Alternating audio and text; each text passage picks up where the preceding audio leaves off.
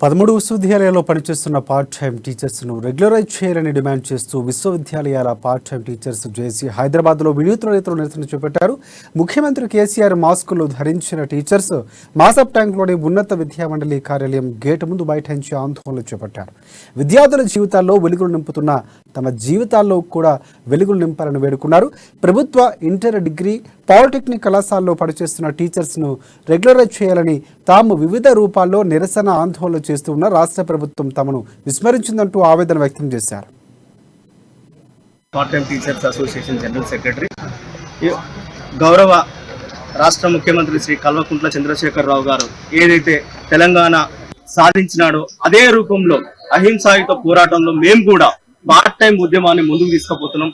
మమ్మల్ని కూడా కాంట్రాక్ట్ డిఏలు, కాంట్రాక్ట్ జేఏలు, గురుకుల టీచర్స్ అందరినీ కూడా రెగ్యులరైజ్ చేసినట్టు పార్ట్ టైం టీచర్లు మేము కూడా సంవత్సరాలుగా ఒక 10-20 సంవత్సరాలుగా పనిచేస్తా ఉన్నాం.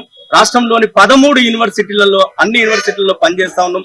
మమ్మల్ని కూడా రిక్వెస్ట్ చేస్తా ఉన్నాం, మమ్మల్ని కూడా రెగ్యులరైజ్ చేయాలని చెప్పేసి. ఎందుకంటే చంద్రశేఖరరావు గారి యొక్క లక్ష్యం ఏంటంటే ఎవరు కూడా కాంట్రాక్ట్ అవుట్ సోర్సింగ్ అనేటువంటి విధానం ఉండొద్దు, ఆ విధానాన్ని రద్దు చేయాలని చెప్పేసి గౌరవ ముఖ్యమంత్రి గారు ఒక సభలో తెలియజేయడం జరిగింది.